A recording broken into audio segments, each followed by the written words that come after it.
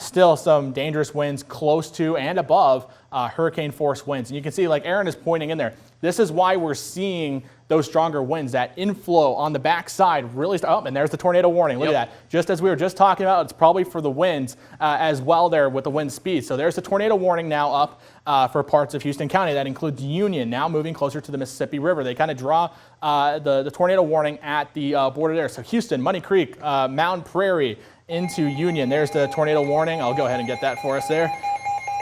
All right, so I just pulled up the tornado warning. So this was issued for Houston County until 3:30 p.m. So we got about 28 minutes on this new tornado warning at about 3:01 p.m. Radar indicated rotation was located over Houston, moving towards the east at about 45 miles per hour. So the storm maybe has picked up a little bit more speed now, which is understandable because of these very high winds that we're seeing with the storms. Basically between Houston and Money Creek is where we have this area of rotation. Ryan, if you want to switch it over to the velocity right now, you'll see what we're talking about. This is the exact reason why the National Weather Service did issue this tornado warning. And real quickly, before we do that, we do have some of the towns that are in the way of this tornado warning. Like I said before, respect the Polygon. It is a very wide area, so it can move between all of this here as it gets closer to La Crosse. So Mound Prairie, Union, Hoka, areas in there, especially Brownsville, over the course of the next 15 to 20 minutes here. You want to be in your safe spot. You should have already been in there from the severe thunderstorm warning. So hopefully you are still in that spot where you are in the lowest floor of your home, as well as in a closed room away from windows. So here we go. Let's start looking at this together. Notice especially some of those winds moving away from the radar site starting to pick up a little bit. That inflow we were talking about, the outflowing winds here, that might actually be if there is actually something trying to get on the ground.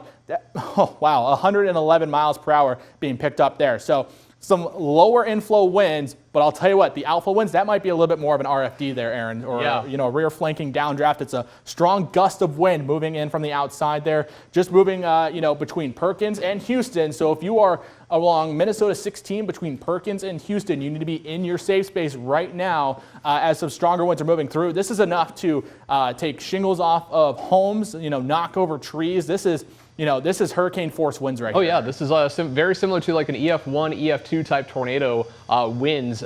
So we're getting estimates here on radar of winds of at least and there is a debris 80. ball, it looks like, potentially. Yeah, so there might be a little bit of a debris ball, whether it's actual dust being picked up, some dirt, or even some tree limbs, but this is right over top of where that actual rotation is, Aaron, if you want to talk about that real quickly. Yeah, exactly. So we're looking there to the south and east of Money Creek. So this has already crossed Minnesota Highway 76, north of Minnesota Highway 16, north of Houston. But still, even if you live in Houston, though we're seeing the rotation a little bit to the north, you're still getting those very, very significant winds moving into Houston proper in central Houston County.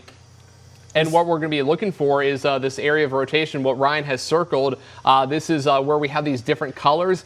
Normally when we see all that dark red, that's typical. But when we're seeing these more of the greens and the blues showing up there, that's an indication that we could be talking about some debris showing up there inside of where we have that rotation, which would be very concerning of a potential tornado or just a lot of wind kicking up dirt, dust, and anything else there. Which is exactly where this is. So what I'm going to use is our debris tracker again. We used it a little bit ago for the tornado warning over top of Olmsted County. And what this will do is this will show us, not only just the winds on top, but it'll show us inside of it to see if that scope still stays the same. So notice as we draw that color there is a little bit of that debris potentially. This is not, it's not confirmed that there is debris there, but there is the possibility for something to be inside there. We can see a little bit better with that correlation coefficient product right there. But notice there are, as you get closer to the radar site, you start to get a little bit more clutter in this, which will make this a little bit more of a challenge to detect if there's actually something there. But we're